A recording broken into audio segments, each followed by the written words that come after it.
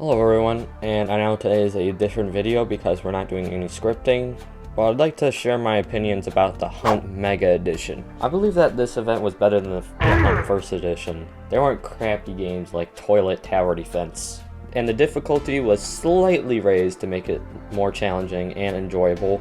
This event was possibly one of Roblox's most challenging ones ever, but I'll explain later. Now before we get started, I will be using most of people's other footage because I didn't think of really making this video. So all the sources will be in the description. So if some things are a bit inaccurate and there are false rumors, oh well. Without further, let's start with the regular tokens.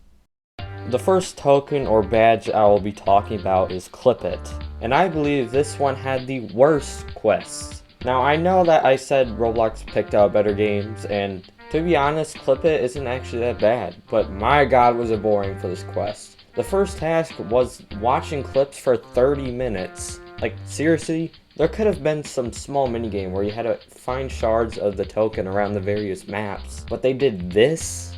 Now, the last two objectives aren't that boring. You equip the items on your avatar, and you record a video with a filter. Alright, next game. Blade League consists of 2 errands, by scoring 5 goals and playing a 2v2 game. There isn't really much to say here, like that's the entire thing to get the token. Regretivator only has one objective, and that is to survive 7 floors in total. I believe this objective gives a new player the idea what the gameplay is, which is that it's an elevator simulator, and it actually grabs the player's attention. Anyways, next game. Natural Disaster Survival, as you probably expected, wasn't hard at all. You just have to survive rounds like Regretivator, specifically 4 rounds. After that, you get the token. Metro Life makes you take 6 pictures across various landmarks around the map while riding a bike. Once you return to spawn, you can get the token.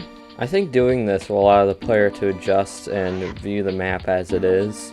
Pet Simulator 99. This one is more like a dungeon quest, where you go through the event tower and set up a tier / difficulty of at least 2, and it just consists of breaking all the lootables in each room until you reach the end. Now I think this one was a bit lackluster since you only had to break lootables and if you wanted to upgrade to get through the raid faster. Basketball Legends has an objective where you have to do a 4v1, being the players versus an NPC or AI.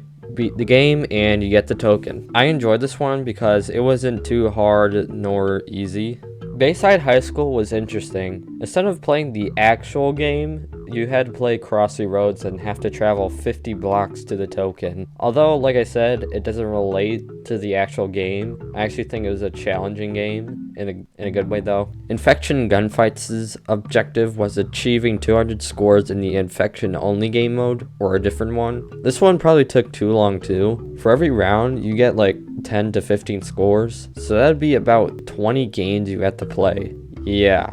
Eat the World takes you to a separate place where you have to feed this noob with food placed around the map. Now this may seem easy, but you have to get a score of 2,000. The food points range from 25 to 100, and there are golden apples that will give you a ton, but those rarely spawn. I think this one took me 1.5 hours tops, so... Fish has 3 quests. First, go to Moosewood to talk to this person to get the quests. First one is unlocking 2 bait crates, fishing 10 fish, and meeting the Easter Bunny to grab the token. Then heading back to Moosewood to fully get the token. This one was fine. It gave a fundamental idea on the basics of fish.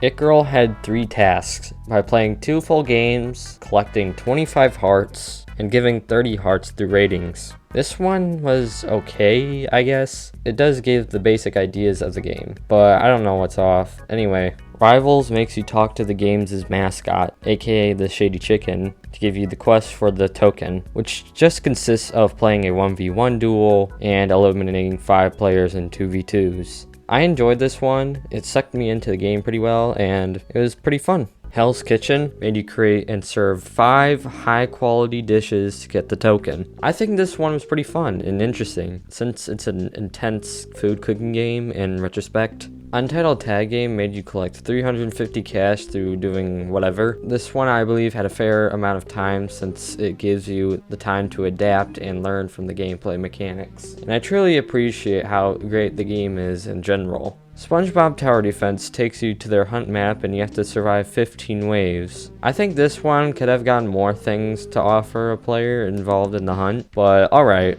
And another defense simulator, Tower Defense Simulator. All you have to do is play their map on at least easy difficulty. Again, not too hard or easy, and it was actually fun. In World 0, you just enter through and progress through the hunt dungeon, defeat the boss, and get the token. I don't think this one was bad at all since you can do this even if you're a new player. Plus it gives a basic run through of the gameplay mechanics. Drive World takes you through 4 obbies in order to get the token. This one was fun, I believe, since this game is more about launching cars as high as you can and testing your driving skills through the various terrain. Arsenal takes you back from the point you left off from the game's event. You're basically trying to escape after infiltrating a site, but you get caught. However, a shady guy in the other cell helps us decipher a book we found in our cell, and we knock out a guard with a coin apparently and get the token. This one was cool. There was a lot of effort put into it, and it wasn't as hard as the games, thank God, and it was a pretty fun zone. A dusty trip took you to the newly added hillside map, in which you had to defeat 3 bosses that don't really have any distinct attacks. I think this one could have had more time to differentiate the attacks, but overall it was a bit challenging, which makes it pretty interesting.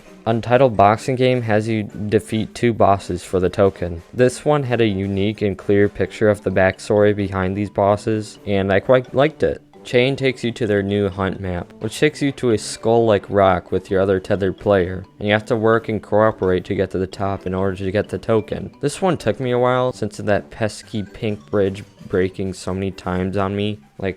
Car Crushers 2 really makes you progress through the game, and that is in order to achieve a large height launch from the newly added volcano. The first quest makes you earn 35 credits, mostly through derbies, but there are other options. Then you must install air control thrusters on a C-ranked car. Then you simply spawn that car. Then you practice in the water slide zone. Now you need to ascend up the volcano and jump off the ramp and get at least 100 meters off the ground. Now this one took way too long, and I actually spent 120 Robux because of that air control part, because I thought it was any tier, and you can't really get up to 100 meters with a C-ranked car, so I'd recommend getting a better car later on, and certainly not least pressure. Now if you do already know the gameplay mechanics, it isn't too hard, but there are new entities. Specifically 3. You enter to the under construction area and have to go through 50 doors. This is like the doors quest from the last year's hunt. You backtrack from a set number and come back to where you regularly start the game.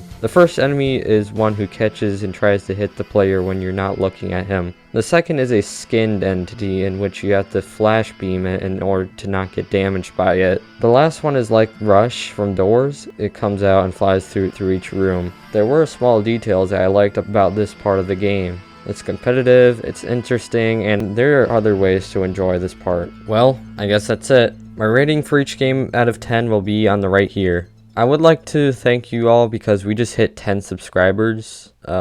Yeah, and I hope you can get more in the future. Now, if you haven't caught on to the dungeon game, I will be doing the series on that because it's my most viewed video so far.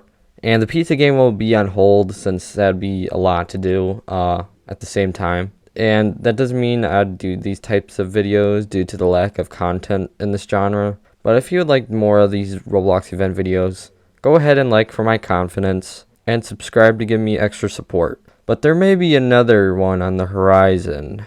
This video is pretty hefty and long, I know, but I tried to summarize each game as best as I can. So I'll see you guys later.